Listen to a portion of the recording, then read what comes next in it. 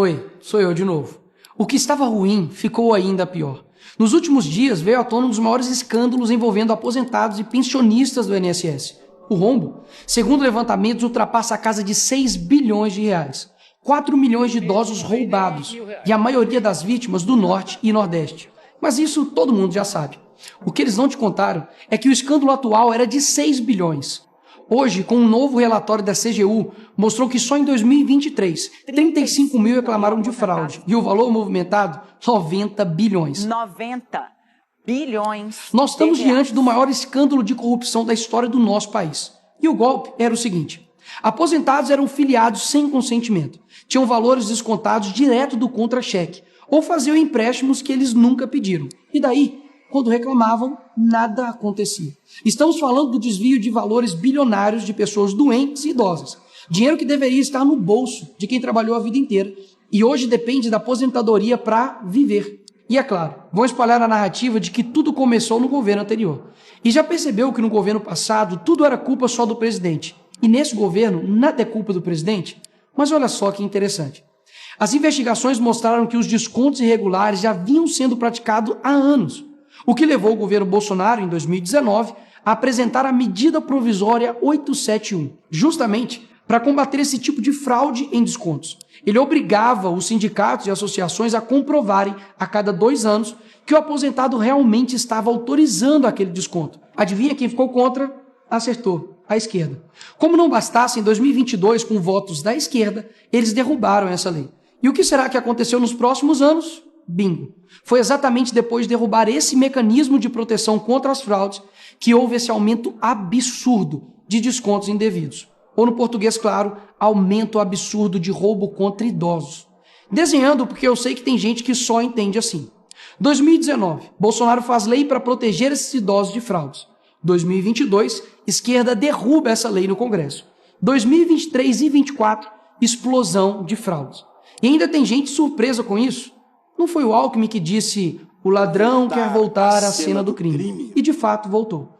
Desde o início do governo Lula, representantes dos ministérios da Previdência participaram de pelo menos 15 reuniões com entidades que hoje estão sendo investigadas. Inclusive, o próprio ministro, Carlos Lupe, e o ex-presidente do INSS, Alessandro Stefanuto, estiveram em 8 dessas reuniões. A entidade que mais participou dos encontros com os ministros foi a CONTAG, justamente a organização que mais roubou o dinheiro dos aposentados. E o escândalo é ainda mais grave. O relatório de auditoria da CGU revelou que, em muitos casos, as autorizações para descontos foram feitas em nome de pessoas que sequer tinham condições de manifestar a sua vontade. Foram encontradas situações absurdas. Pessoas com deficiência grave, impossibilitadas de assinar qualquer documento, indígenas que vivem em aldeias remotas e não sabem ler ou escrever, e até aposentados que nem moram no Brasil. Roubar alguém já é terrível, mas roubar pessoas nessa situação é ter a certeza de que nada vai acontecer com você. Não é à toa que o relatório do próprio INSS mostra que o governo tinha ciência e sabia como barrar os descontos desde 2023. O Tribunal de Contas da União também sabia da denúncia desde 2023. Desde essa época, poderia ter ajudado as pessoas que foram vítimas, mas o julgamento ficou parado por mais de 1 ano, por um ministro do TCU indicado por Lula. E o sindicato investigado era do irmão do Lula. E o filho do Lewandowski, ministro do Lula, advoga para outra entidade acusada de fraude no INSS. É o país das coincidências. Ou seja, reuniram com entidades investigadas, foram avisados, confessaram que sabia e ignoraram. Fingiram que não viram.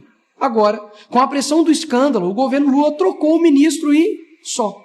Nenhuma consequência para ele. Engraçado, né? Se o pobre erra o CEP no cadastro, é fraude. Mas se o sistema desvia bilhões, é só trocar o responsável. O mesmo responsável que em 2011 também foi trocado pela Dilma por corrupção no seu ministério. Isso mesmo. Lula escolheu Carlos Lupe, um cara com histórico de corrupção para cuidar do dinheiro de idosos e doentes. E depois de 14 anos ele volta e cai de novo da mesma forma. Tudo isso está acontecendo e sabe qual é a solução do governo? O INSS usará o dinheiro do povo e devolverá o dinheiro aos aposentados e pensionistas. Traduzindo, as vítimas vão ressarcir o prejuízo das vítimas. E os criminosos, Nicolas, seguirão livres, sem punições. Que bela democracia. Eles roubam e quando a gente descobre, eles mandam a conta para o povo brasileiro pagar. Assim fica fácil roubar. É o crime perfeito. Tá, Nicolas, mas o que vocês estão fazendo contra isso? Eu e a oposição apresentamos um projeto de lei para proibir definitivamente esse tipo de desconto automático no INSS. E mais, preciso da sua ajuda para poder pedir para instalar a CPI dos roubos dos aposentados. E será lá nessa comissão que vamos investigar mais a fundo e poder colocar na cadeia quem foi responsável por isso. E aí sim, fazer com que eles devolvam esse dinheiro, não que você pague essa conta. Vá até a rede social do Hugo Mota e Davi Alcolumbre e peça para que essa comissão seja instalada. E por fim, vá urgente ao seu banco ou veja o extrato na sua conta pelo celular e veja se há algum desconto indevido. Só assim, você saberá que está sendo roubado ou não e peça o cancelamento imediato desse roubo. E sim, o tempo passa rápido. Eu sei que muitos não pensam no futuro, mas um dia ele chegará. E que nesse dia tenhamos feito algo para chegar aqui diferente do que estamos vivendo agora. Ninguém aguenta mais um país que só desanima a gente a cada notícia. Mas para chegar aqui diferente, a gente precisa fazer algo diferente agora. Porque o partido que prometeu cuidar do povo, um presidente que se colocou como o pai dos pobres, acabou explorando quem eles mais juraram defender. Mas eles só chegaram lá porque muitos acreditaram neles. E até quando? Porque quando chegar aqui, talvez seja tarde demais para mudar o Brasil.